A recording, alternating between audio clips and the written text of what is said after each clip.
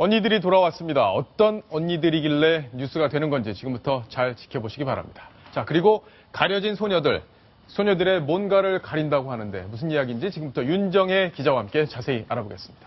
윤정혜 기자. 네. 자, 일단 돌아온 언니들. 어떤 언니들인지 일단 궁금하실 것 같습니다. 네. 이분들이에요? 맞습니다. 정말 이 대한민국을 대표하는 톱스타들이라고 해도 과언이 아닐 만한 대스타들이 줄줄이 안방극장과 또 스크린으로 돌아옵니다. 예. 한 명씩 살펴보겠습니다. 먼저 배우 이미연 씨. 정말 오랜만에 영화 해피 페이스북으로 복귀를 하는데요. 3년 만입니다. 더 반가운 얼굴도 있습니다. 배우 이영애 씨 같은 경우에는 드라마 사임당으로 이제 안방극장에 돌아오는데 무려 12년 만이라고 12년 합니다. 만이요? 네, 정말 오랜만이죠. 예, 대단하네요. 그리고 배우 고현정 씨도 드라마 우리들의 천국으로 2년 만에 돌아올 예정이고요. 네. 고소영 씨 같은 경우에는 아직 구체적인 작품은 정해지지 않았지만 올해 안에 컴백을 하는 것으로 확정이 됐습니다. 그렇군요. 이 세 분은 제가 알기로는 동갑내기로 알고 있는데 돼지띠 동갑내기. 네, 맞습니다. 예, 이분은 쥐띠. 네. 예. 근데 이분은 12년 만에 나오시는 걸 보니까 그동안 유명한 분하고 결혼해서 그동안 잘 살고 있고 쌍둥이도 그렇죠. 낳고 이렇게 해서 키우고 있었는데. 네, 사실 이영애 씨나 고소영 씨 같은 경우에는 가정생활에 좀 더 중점을 두는 모습을 계속해서 보여왔습니다. 이영애 씨 같은 경우에는 쌍둥이 출산을 해서 아이들과 잘 어울리고 또 가정을 챙기는 아주 현모양처 모습으로 이제 잡지나 이런 곳에 인터뷰를 통해서 종종 얼굴만 좀 비쳤었고요.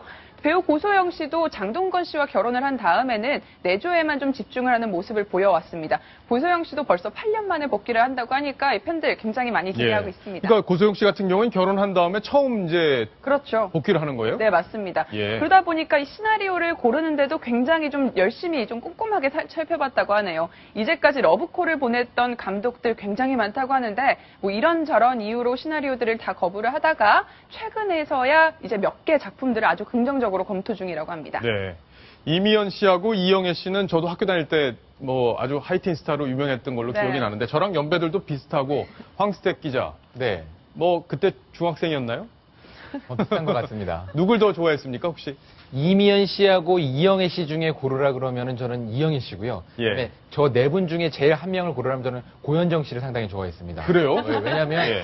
그 당시에 너무 보면 의외란 이제, 반응을 보이면 안 됩니다. 예, 1995년도로 기억하는데 모 방송사에 우우우 드라마 있지 않습니까? 예. 그런 건 그 안 하는 게 드라마에- 더 좋습니다. 예. 예, 그 드라마에서 나오는 그 청초한 모습을 보고 예. 정말 푹 빠졌었죠. 그랬군요. 네. 예. 고현정 씨가 이 방송을 보고 있다면 어떤 기분일지도 참 궁금한데. 자, 윤정혜 기자. 네. 근데 이 두 분이 보니까 학교 동기 동창생이고 인생 역정도 좀 많이 비슷해요. 맞습니다. 얼마나 비슷한 삶을 살아왔는지 좀 비교해서 설명을 좀 해주시죠. 네, 저희가 이렇게 인생 그래프를 좀 그려봤어요. 인생 그래프를 그려봤더니 정말 똑 닮아 있습니다. 먼저 말씀하셨던 것처럼 두 분은 동갑내기로 알려져 있죠. 물론 데뷔는 이미연 씨가 2년 먼저 하긴 합니다. 하지만 90년도에 똑같이 동국대학교 연극영화과에 동기로 입학을 하게 됩니다. 네. 그리고 2년 후인 1992년에는 나란히 백상예술대상에서 신인상을 공동 수상을 하기까지 합니다. 이후에 정말 우리나라를 대표하는 탑스타로서 아주 큰 사랑을 받으면서 인생 최고의 전성기를 누리는데 1995년에 25살이라는 어린 나이로 또 나란히 결혼까지 하게 됩니다. 하지만 이후에 두 분 다 이혼이라는 아픔을 겪게 되죠. 예. 하지만 이제 다시 방송계로 복귀할 때도 또 공통점이 있습니다. 명성황후로 복귀를 하고 또 고현정 씨는 선덕여왕으로 출연을 합니다. 두 분 다 여왕이고 또 이제 사극이라는 작품을 택해서 다시 한번 재기를 도약을 하게 됩니다. 그렇군요. 네. 근데 과거에 이 고현정 씨가 방송에 출연해서 이런 얘기를 했었어요. 이 고현정 씨가 이미연 씨를 향해서 짜증난다. 짜증난다. 왜 짜증이 나는지 그 이야기 지금부터 한번 들어보시겠습니다. 이미연 씨를 만났는데 여기 촬영을 했다 그러더라고요. 기다렸다가 봤어요. 짜증나게 너무 예쁘게 나오는 거예요. 신경질 나가지고. 걔 원래도 예쁘거든요. 근데 너무 예쁘게 나와서 난 나가지 말아야 되겠구나.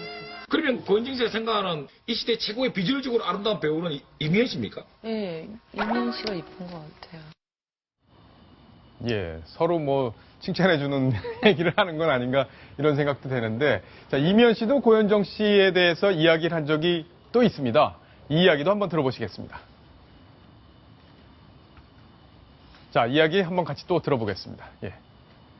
학교 다닐 때부터 친해요? 학교 다닐 때 친했어요, 정말. 같이 카페도 가고, 전 고등학교 때부터 일을 했으니까, 워낙 바쁘게 일을 하다가 이제 대학교 들어가서 현장에는 이제 미스 코리아 뽑히고서 서로가 좀 이렇게 되게 그래도 좀 의지할 수 있는 그런 친구였던 것 같아요. 학교 다닐 때 인기가 남학생들한테 누가 더 좋았어요? 그건 제가 좀 더 있었겠죠. 저는 활동을 이미 했었을 때잖아요.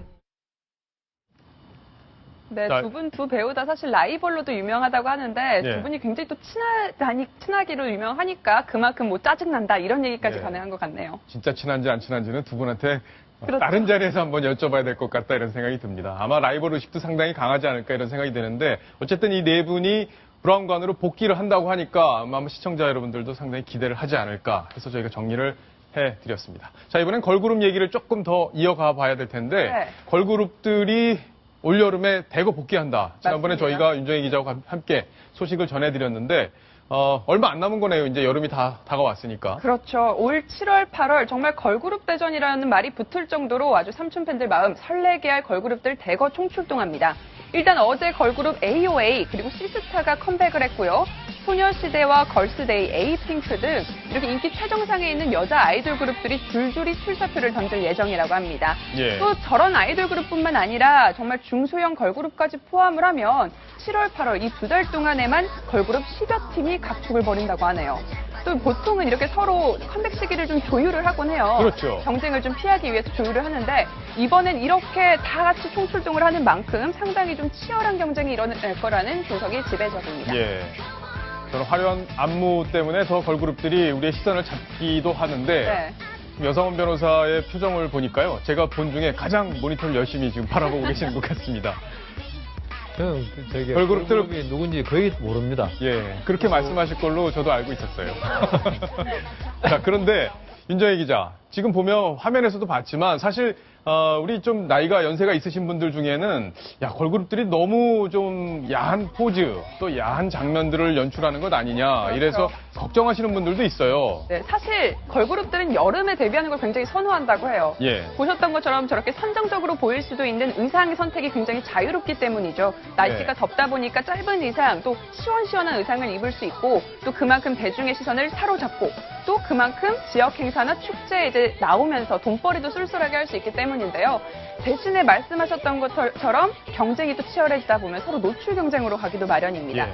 그러다 보니까 이런 선정적인 경쟁을 막기 위해서 방송사들도 아주 부심을 하고 있네요. 왜냐하면 음악 프로그램들 시청자가 보통은 청소년들이잖아요. 그렇죠. 청소년들 영향받기 굉장히 쉽기 때문이죠.